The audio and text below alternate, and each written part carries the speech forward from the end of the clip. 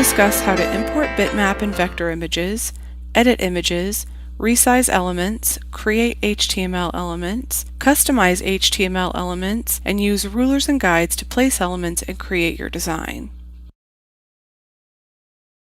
The Library panel organizes things that you import into Edge Animate. This includes images, symbols, fonts, audio, video, and scripts.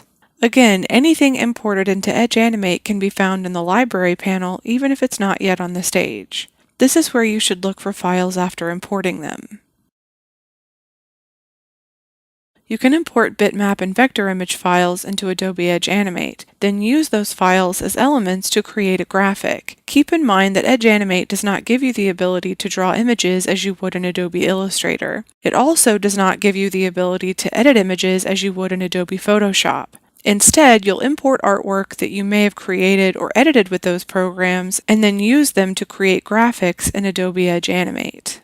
Whenever you import artwork into Edge Animate, the artwork will be stored in the library. You'll be able to find any artwork that you import in the Library panel. The artwork will not be saved within your composition. It will be external to your HTML document. To import artwork, go to File, Import. You'll then see the Import dialog box. Locate the artwork on your computer. Click to select it, and the name of the file will then appear in the File Name field. Click the Open button.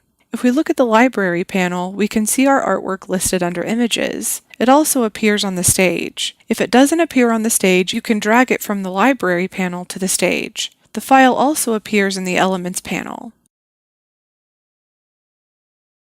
Although Edge Animate doesn't give you the vast editing capabilities like you would find in Photoshop, it does allow you to adjust the opacity of artwork that you have on the stage.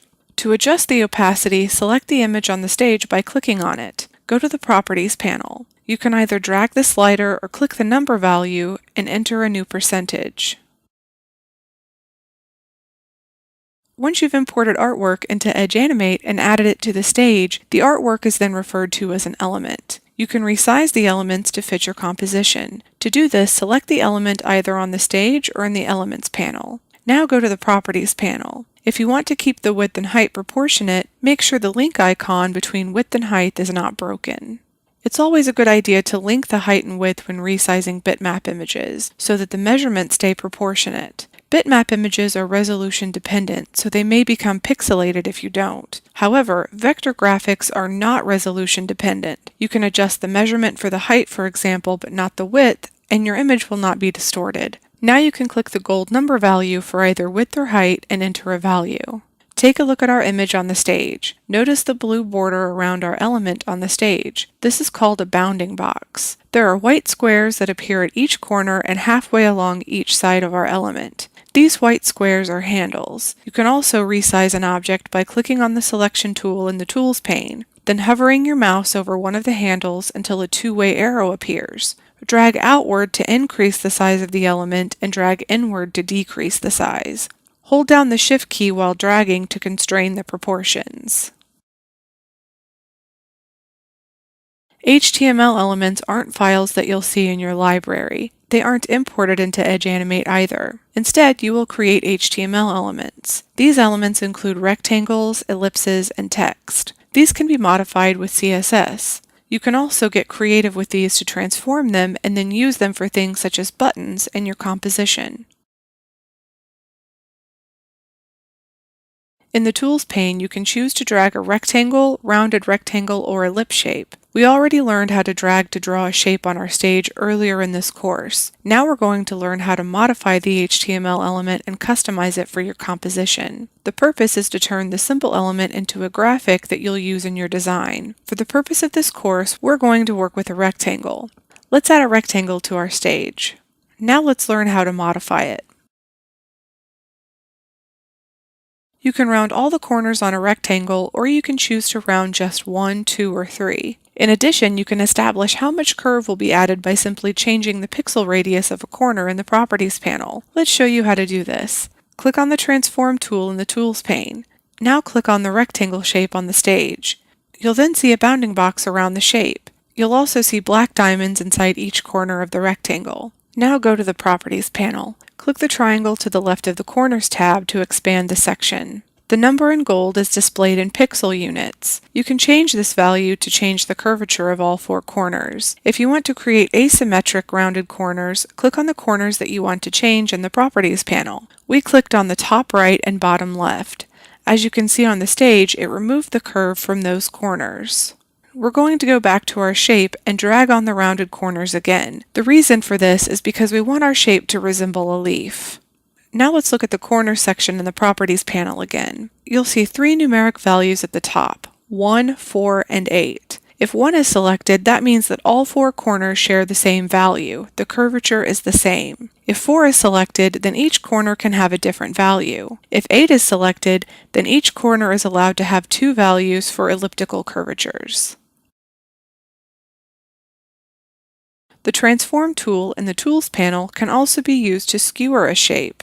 To skewer a shape, click on the Transform tool and then select the shape. You'll then see a dark bounding box with handles appear around the shape. If you go to the Transform section of the Properties panel, you can see the value in gold. Click and drag to change it and watch your shape change.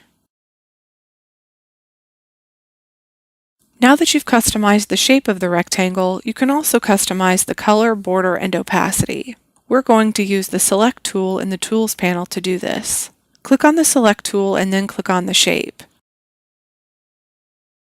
To change the color, click the color chip for background color in the Tools panel. We used this earlier in the course to change the color of the stage. When you click on it, you'll see the color picker. To adjust the opacity of the color, use the slider to the far right.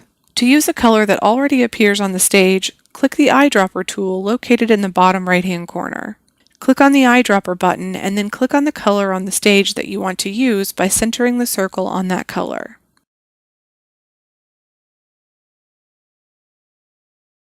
To change the border color of the shape, click the border color chip.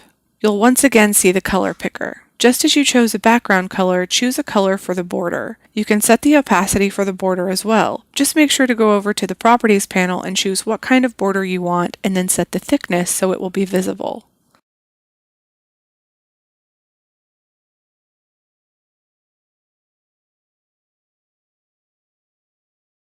Rulers and guides help you align elements as you place them on the stage. Rulers appear across and down the stage, whereas guides can be moved across the stage. Let's learn how to work with them. To see the rulers, go to View, Rulers.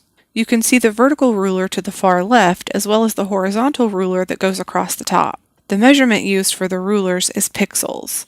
To add guides, click on either the horizontal or vertical ruler, and then drag to the stage. You should place guides wherever you want to place elements. For example, if you want to place 3 buttons along the top of the stage, you could place a guide there to help you align the buttons. Go to View, Snap to Guides. This will ensure that whenever you move an element close to a guide, the element will snap to it. This makes aligning images using guides a lot easier. Using the button example, if you were to move a button near the guide, it would snap to the guide, automatically aligning it with the other buttons. In addition, to lock your guide so you can't move them, go to View, Lock Guides. To remove a guide, drag it off stage, but be sure to unlock the guides again so you can move them. To hide guides, go to View, Guides. Smart Guides are activated by default. They appear whenever you're using a guide to align elements. Smart Guides help you align 2 more elements along the same guide. Let's show you what we mean so it's not as confusing. As you can see, we have 2 rectangles on our stage. We've aligned one of the rectangles to the guide. Now we need to align the second rectangle to the guide. However, we also want to align the second rectangle to the top of the first rectangle. This is where Smart Guides will help us. As we drag the second rectangle to the guide, the Smart Guides will appear. It's that pink line that goes across the top of both rectangles. As you can see, we use the Smart Guide to align our elements to the guide, but also to each other.